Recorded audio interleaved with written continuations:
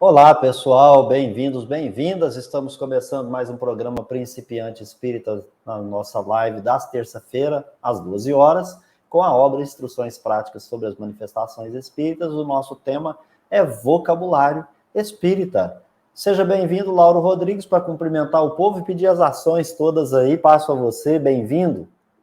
Obrigado, Beto. Olá para você que está conosco agora, seja bem-vindo para o nosso estudo.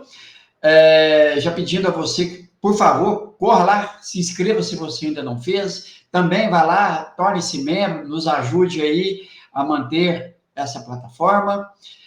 Curta, comente, compartilhe em suas redes sociais. E também, se você olhar aqui no topo da tela, você verá a nossa chave Pix, caso você queira fazer uma contribuição aí, uma doação daquele valor que você achar melhor, tá? Então, estamos sempre contando com o apoio de todos. O intuito é aumentar cada vez mais essa família que procura estudar a doutrina espírita. E, Beto, vamos aí continuar na nossa saga, estudando o vocabulário espírita. Sempre importante entender as palavras que estão contidas no vocabulário espírita, segundo o Espiritismo, segundo a doutrina espírita. Beto.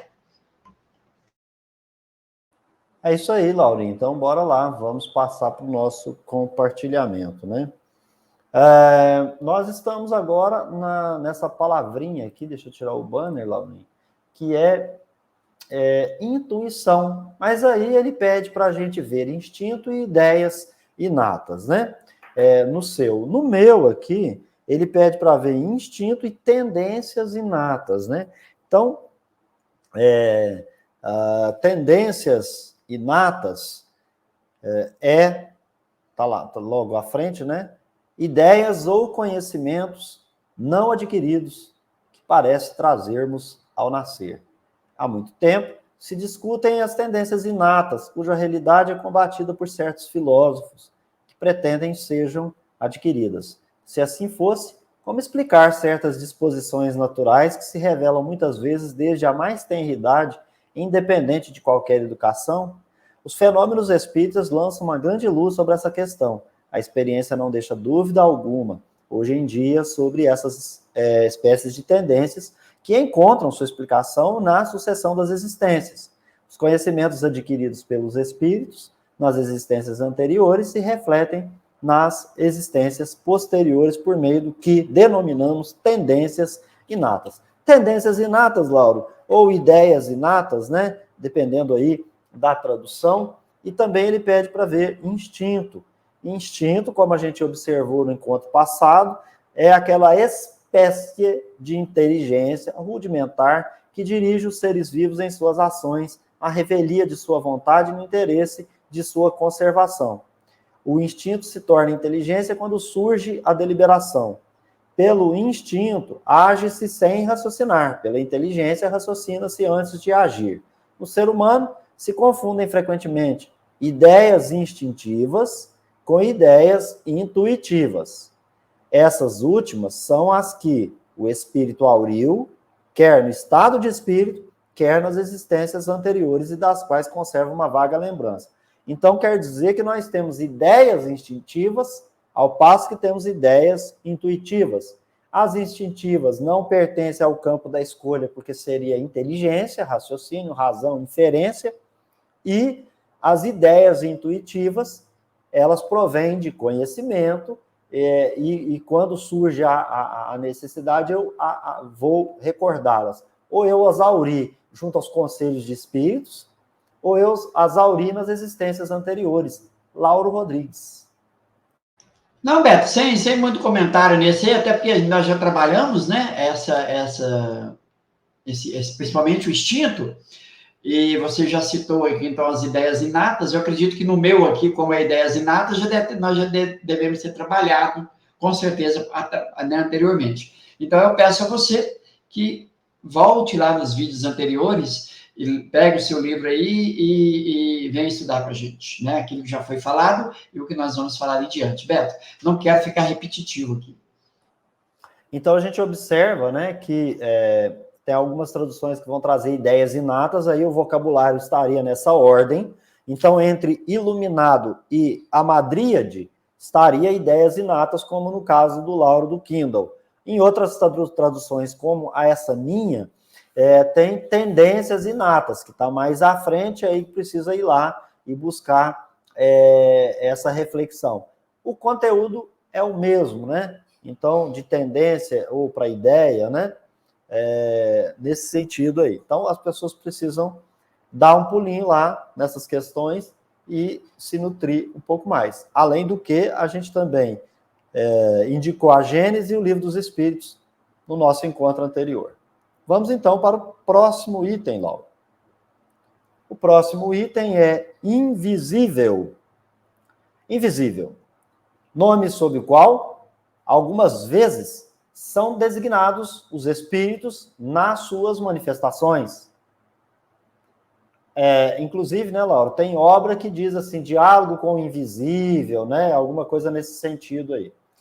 Prossegue, né? A denominação não nos parece feliz. Então, quer dizer que tem um filósofo que escreve uma obra, né, não sei se chama No Invisível, alguma coisa nesse sentido, e é um filósofo famoso no meio espírita, e é interessante a gente observar aqui o que Kardec fala. Invisível é nome sob o qual algumas vezes são designados os espíritos nas suas manifestações. A denominação não nos parece feliz. Primeiro porque, se para nós a invisibilidade é o estado normal dos espíritos, sabe que ela não é absoluta. Desde que eles nos podem aparecer. Em segundo lugar, a denominação nada tem que caracteriza essencialmente espíritos.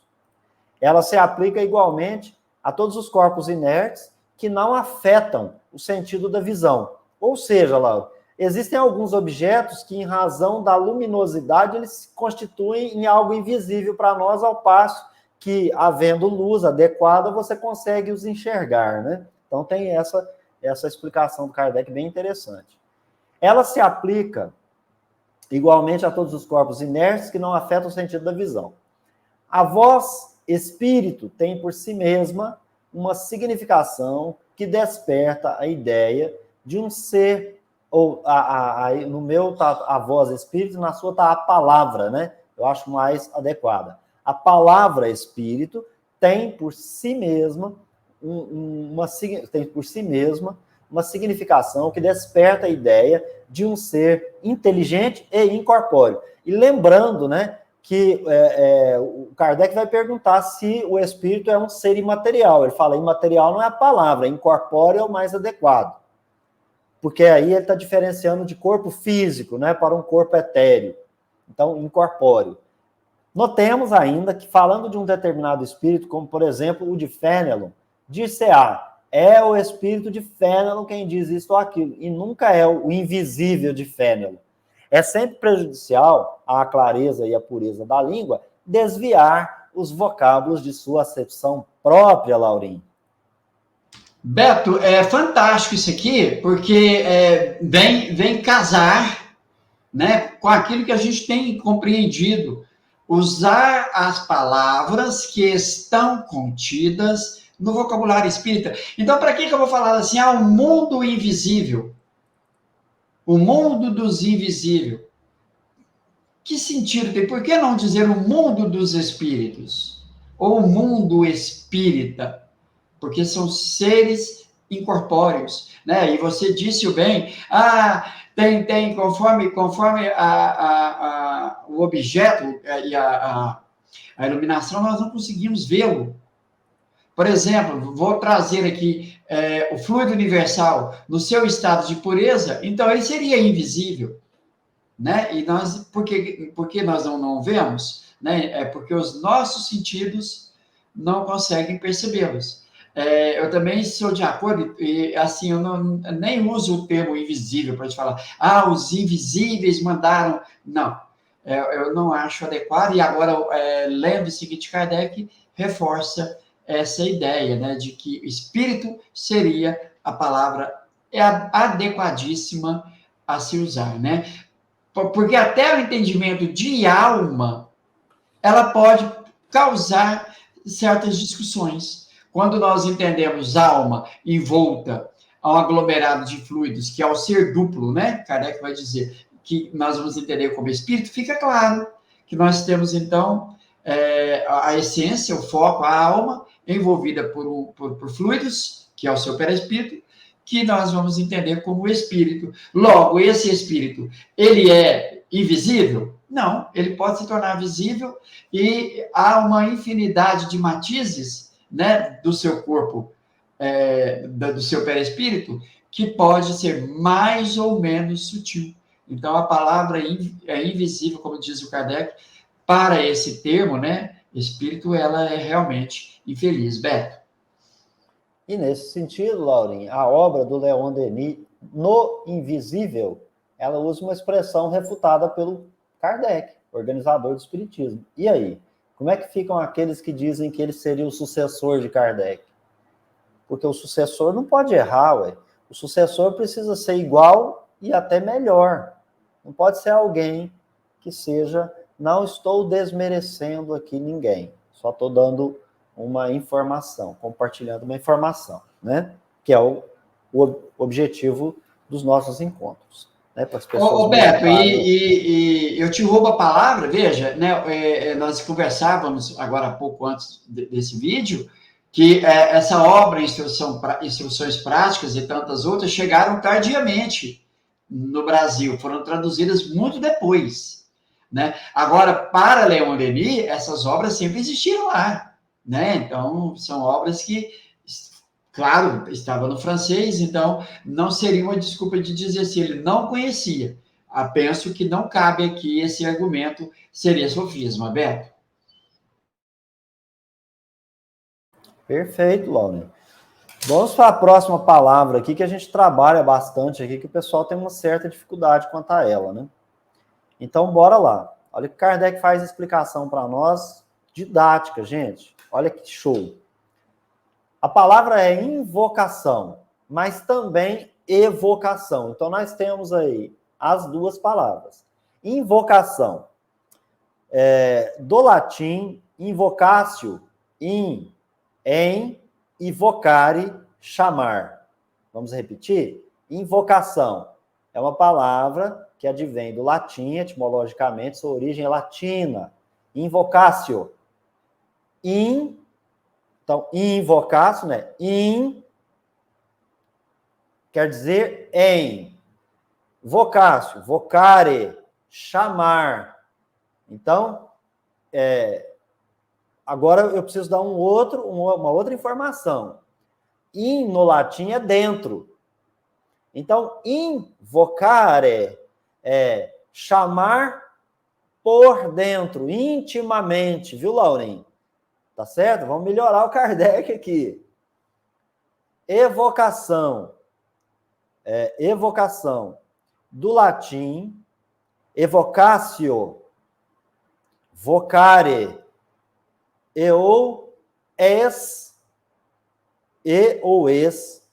de fora de. Então, vamos lá. Invocatio, eu estou chamando intimamente. Evocatio, X, de fora, ou E, de fora. De fora de quê? De fora de quem está chamando. Então, como é que eu chamo de fora? Eu evoco. E como eu chamo intimamente? Eu invoco. Então, o Kardec vai dizer, estas duas palavras não são sinônimos perfeitos, embora tenham a mesma raiz. Qual que é a raiz? Vocare, chamar. É um erro, então vamos lá, Kardec, viu? É um erro empregá-las uma pela outra. Ou seja, Laurinho, eu tenho que falar invocar para quando eu estou pensando, chamando intimamente, aí eu estou invocando. E quando eu vou chamar externamente, rogo em nome de Deus que o espírito de fulano possa vir. Ou você consulta os guias primeiro. São Luís, São fulano, não sei quem, o guia qualquer. A gente pode evocar o espírito fulano, o espírito do Lauro, o espírito do Beto? Pode. Pode. Então, rogo em nome de Deus Todo-Poderoso porque sempre em nome de Deus que se faz uma evocação, para que os espíritos zombeteiros ou os adversários não venham ali perturbar. Além também, não é só falar, né, Laura? Tem que ter uma disposição moral. Então ele vai dizer, evocar é chamar, fazer vir a si, fazer aparecer por cerimônias mágicas, por encantamentos. Evocar almas, espíritos, sombras. Os necromantes pretendiam evocar as almas, né, dos mortos. Isso, aí ele coloca assim, entre parênteses, academia, ou seja, essa seria a explicação dos dicionários, certo? Para a ciência, para a academia. A academia, lá no dicionário, foi lá e buscou isso. Então, Kardec está dizendo, lá nos dicionários você vai encontrar isso. Entre os antigos, evocar era fazer saírem as almas dos infernos para fazê-las vir aos vivos. Vamos lá. Invocar é chamar em si, é chamar a si, né? No meu aqui está em si, tá? Ou em seu socorro, porque se é intimamente, eu prefiro em si, não a si, né? Invocar é chamar em si ou em seu socorro, um poder superior ou sobrenatural. Invoca-se Deus pela prece. Na religião católica, invocam-se os santos. Toda prece é uma invocação. A invocação está no pensamento. A evocação está no ato. Na invocação, o ser a quem nos dirigimos nos ouve. Na evocação, ele sai de onde se achava e vem manifestar-nos a sua presença. Olha isso, Laurinho, que show de bola o que a gente descobre aqui. A invocação está no pensamento. Na invocação, aquele que está sendo invocado, ele nos ouve, mas ele não sai de onde ele está para vir até nós. Então, ele faz essa diferença. A evocação está no ato. Na invocação, o ser a quem nos dirigimos nos ouve. Na evocação, ele sai de onde se achava e vem manifestar-se até nós.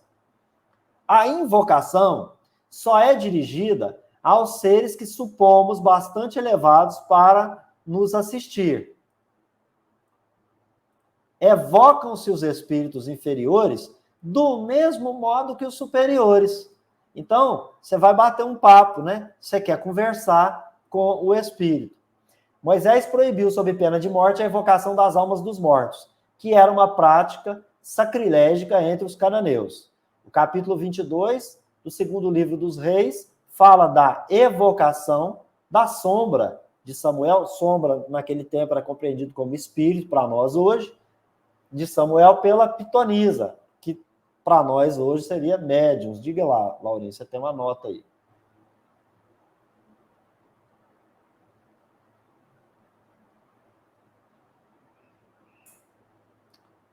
Na verdade, a referência correta é Samuel 28. Né?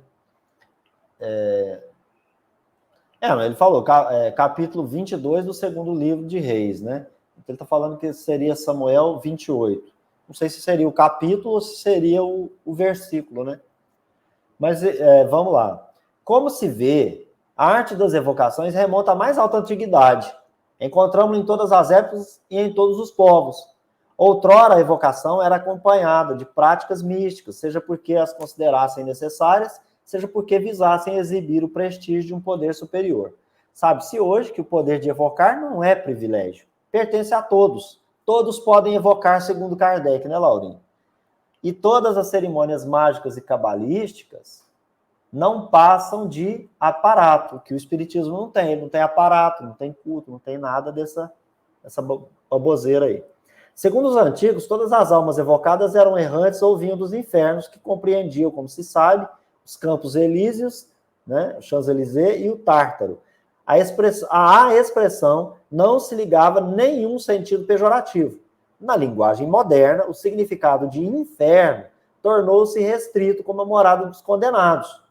Daí se seguiu a ideia que fazem certas pessoas de que a evocação esteja ligada aos maus espíritos ou demônios.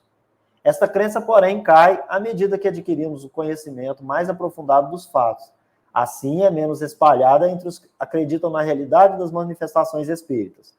Não poderia realmente prevalecer ante a experiência um raciocínio isento de preconceitos. Então, por fim, Lauro, só para passar para você, todo aquele que preconiza a ideia de proibição à evocação, e principalmente no nosso meio espírita, que não usa isso para estudo e instrução, está indo contra o que Kardec falou, porque, em última instância, se trata de um preconceito, um raciocínio preconceituoso. Lauro Rodrigues. E eu até ouvi de certa pessoa dizendo assim, não, quando nós estamos numa reunião, por exemplo, mediúnica, em que nós pensamos no nosso espírito guia, de certa forma nós estamos evocando. E Kardec está dizendo, isso está errado. Quando nós pensamos, então nós estamos invocando, é íntimo. Né? Quando nós chamamos, né, e o Beto até usou a fórmula que Kardec, né, o modelo que ele dá, para que a gente possa, em nome de Deus, nós chamamos ou evocamos o Espírito e tal. Nós estamos chamando, então é de fora, né? Bem ficou claro. Você está pedindo a alguém que se desloque, vá até lá, vá até você, para, né, a se manifestar. Diferentemente de invocar uma prece, né? Quando você pensa. E aí Kardec diz, olha, nós podemos evocar espíritos superiores, também os inferiores, porque aquela ideia que tinha era de evocar os espíritos que estavam no inferno. Então, evocar os espíritos que estavam no inferno. Então, essa ideia cai por terra, sabendo que nós podemos evocar os espíritos. Ao passo que, por pensamento, também podemos invocar os bons espíritos, também invocamos os maus espíritos quando os nossos pensamentos estão sempre, né, caminhando para o lado negativo. Beto, é isso. Falar mais seria repetir o que você já disse. E pedindo às pessoas, então, para ler um pouquinho mais e melhor, para meditar, para que a gente possa, comunicando-nos entre nós, para compartilhar conhecimento, saber como é que nós vamos designar uma coisa e outra para que não se fique uma incompreensão inadequada. Então, se tiver dúvida em invocação e evocação, vem na obra Instruções Práticas sobre as Manifestações Espíritas, procura lá no vocabulário. Kardec define com muita clareza, uma clareza solar. Eu quero agradecer a todos que estiveram por aqui conosco nesse encontro, agradecer ao Lauro, agradecer a Deus, aos bons espíritos, passar para o Lauro fazer o encerramento e a gente se encontra, portanto, no próximo vídeo. Até lá. E esse cuidado que Kardec tem com as palavras, porque, né, pode surgir contraditores e surge pessoas que são atentas a isso, que vão rebater, vão achar absurdos, porque estamos empregando a palavra, né, errada, no lugar errado. Precisamos, então, entender o sentido das palavras segundo o Espiritismo. Então, evocar, ela traz uma ideia, e invocar uma outra ideia. Então, peraí. Então, se tem duas ideias, por que eu vou usar aquela ideia para outra ideia? Não, então, uso de acordo com, né, aquilo que está sendo realmente empregado. Beto, obrigado pelo estudo, por estar aqui ao seu lado. Obrigado a você que está nos assistindo agora. E lembrando que às 18 horas nós temos o estudo continuado da obra O Céu e o Inferno. Pessoal, não deixe de nos apoiar, fazendo todo aquele movimento de se inscrever, se tornar membro ou usar a chave Pix, e também curtir, comentar e compartilhar cada vez mais os nossos conteúdos. Abraço a todos, fiquem com Deus.